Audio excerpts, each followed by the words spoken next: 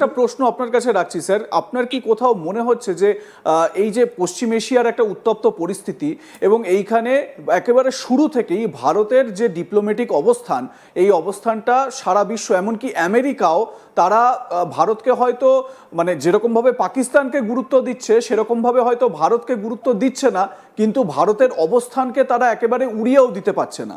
এই রকম একটা জায়গায় ভারতকে সরাসরি এই যুদ্ধের আবহে যুক্ত করে দেওয়া, ভারতকে এর মধ্যে ইনক্লুড করা, এটা কি কোথাও মনে হচ্ছে যে কেউ একটা একটা ছায়া যুদ্ধ চালানোর চেষ্টা করছে ভারতের সঙ্গে? সবর অত্যন্ত ইন্টারেস্টিং অবজারভেশন তোমার, অ্যাপ্রিসিয়েট করি। দেখো, ভারতবর্ষ এই যুদ্ধে যে স্ট্যান্ডটা নিয়েছে, যদিও এটা একটা অত্যন্ত টাইট রোপের ওপর হাঁটা, কিন্তু ভারতবর্ষের স্ট্যান্ড অত্যন্ত কারেক্ট। মানে ঠিক স্ট্যান্ড ভারতবর্ষ নিয়েছে এই যুদ্ধের ব্যাপারে। সেটা অনেকের সহ্য হচ্ছে না।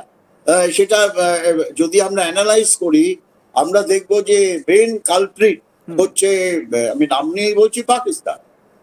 তার কারণ পাকিস্তান মনে করছে যে তারা ভারতবর্ষ তাদের চিরশত্রু, যতই আমরা চেষ্টা করি পাকিস্তানের সঙ্গে ভালো রিলেশন করার, কিন্তু তারা কিন্তু ভারতকে চিরশত্রু বলেই মনে করে।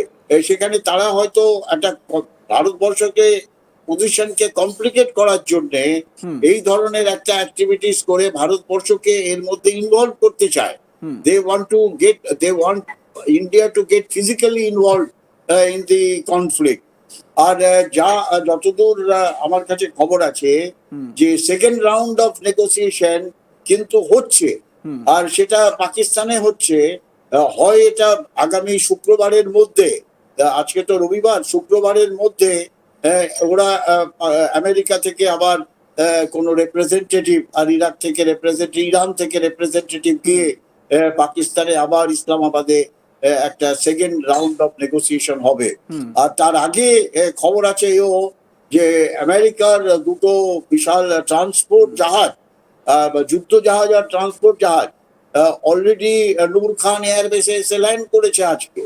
আর সেখানে তারা কি এলো, তার মধ্যে টেকনিশিয়ান এলো না, টেকনিক্যাল ইকুইপমেন্ট এলো না, যুদ্ধের সরঞ্জাম এলো না, তারা বলছে যে হয়তো নিউক্লিয়ার ডাস্ট ইরান থেকে তুলবে, কি এলো আমরা এখনো পর্যন্ত জানি না। কিন্তু একটা কনফিউশন, একটা কিছু হচ্ছে সেখানে পাকিস্তানের মধ্যে। সেখানে পাকিস্তান চায় যদি ভারতবর্ষ এর মধ্যে ইনভলভ হয়ে যায়, যে এই ইস্যুটা আবার যদি এসে উঠে পড়ে যে সিজ ফায়ারের মধ্যে ইরান কেন আবার ভারতবর্ষের জাহাজকে, যেটা সিভিল জাহাজ, এট ইজ নট এ মিলিটারি জাহাজ বা যুদ্ধ জাহাজ, সেখানে আক্রমণ করলো। সেখানে ইরানের এগেনস্টে আবার একটা ইন্টারন্যাশনাল ব্যাপার তুলে নিতে চায়। আর নেটো তো ভারতবর্ষের সঙ্গে আছে, নেটো সাপোর্ট করছে ভারতকে। আমরা যা দেখলাম প্যারিসে যে মিটিংটা হলো, যেখানে জার্মানি, ফ্রান্স, ইটালি আর আর ইউকে, তারা অলরেডি ডিসাইড করলো সবাই সঙ্গে কথা বলে যে state of Hormuz will be open to everyone. আর ইরান সেটা এগ্রি করেছে। তার মধ্যে আবার উল্টো যে একটা ঘুন্ডি লাগিয়ে দিল ডোনাল্ড ট্রাম্প, যে হ্যাঁ আমি কিন্তু আমার ব্লকেট তুলবো না। তার মানে ব্লকেট ইন্টু ব্লকেট। এদিকে রাশিয়ান ফ্লিট কিন্তু চেস করছে এই আমেরিকান ফ্লিটকে। তারা পরে বুঝতে পারবে যে তাদের পেছন দিক থেকে কিন্তু রাশিয়ান ফ্লিট আসছে। আমার ওই 1971 এর এই সিচুয়েশনটা আমার একদম মনে পড়ে, মানে মানে যেগুলো শোনা কথা ইতিহাসের পাতায়, যেগুলো একেবারে স্বর্ণাক্ষরে লেখা রয়েছে 71 এর সেই সময়কার, এবং আপনাদের সেই শৌর্য বীর্যের গাথা, যে বিষয়টা দেখুন বারবার করে সামনে উঠে আসে। এবারে একটা ছবি আপনাদের দেখাবো, তাহলেই আপনারা বুঝতে পারবেন যে কেন ভারতের এই ডিপ্লোম্যাটিক যে স্ট্যান্ড, এই স্ট্যান্ডটাকে যুদ্ধবাজ আমি যদি বলি তাহলে অত্যুক্তি হবে না। জিহাদ ছড়ানোর লক্ষ্যে যারা সবসময় উদ্গ্রীব হয়ে থাকে, তাদের মতন সেই সমস্ত দেশের নেতৃত্বের তারা কতটা উদ্গ্রীব হয়ে রয়েছে বা কতটা ব্যাকুল হয়ে রয়েছে এটা বোঝা যাবে যখন এই ইরানের এই ভারতীয় এই জাহাজগুলো বা ট্যাঙ্কারগুলোর ওপর অতর্কিতে গুলি চালানোর খবর সামনে এলো। তার পরপরই বিদেশ মন্ত্রকের তরফ থেকে সামন করা হয় ভারতে নিযুক্ত ইরানের অ্যাম্বাসাডার বা রাষ্ট্রদূতকে। তিনি নয়াদিল্লি চলে যান, বিদেশ মন্ত্রকে চলে যান। একটু ছবিটা আপনাদের দেখাই। দেখুন ছবিতে আপনারা বডি ল্যাঙ্গুয়েজে কিন্তু অনেক কিছু বুঝতে পারবেন। দেখুন এখানে ভেতরে কি আলোচনা হয়েছে সেটা আমরা এখনো জানি না, কিন্তু বডি ল্যাঙ্গুয়েজ অনেক কথা বলে দেয়। এই হচ্ছে গিয়ে বিদেশ মন্ত্রকের এক কর্তা, তিনি যিনি ইরানিয়ান অনভয় রয়েছেন তার সঙ্গে কথা বলছেন, এবং মানে মিটিং সেরে বেরোনোর পরেও দুজনের মধ্যে হ্যান্ডশেক হলো, কথা হলো, এবং দেখে মনে পরিষ্কার বোঝা যাচ্ছে একটা পরিষ্কার ইতিবাচক একটা বিষয় কিন্তু এই আলোচনায় উঠে এসেছে, এটা নিশ্চিতভাবে বোঝা যাচ্ছে। যদিও যেটা শোনা গেছে যে ইরানি রাষ্ট্রদূত তিনি বলেছেন যে পুরো বিষয়টা খোঁজ নিয়ে তিনি আপডেট দেবেন বিদেশ মন্ত্রককে, এ বিষয়ে বিস্তারিত জানাবেন। তবে এখনো পর্যন্ত বিদেশ মন্ত্রকের তরফ থেকে এ বিষয়ে পরিষ্কার কিছু জানানো হয়নি, সেটা কিন্তু আমরা জানতে পারলেই অবশ্যই আপনাদের সামনে তুলে ধরবো। আমি ঠিক এই জায়গা থেকেই কর্নেল রয়ের কাছে আসব।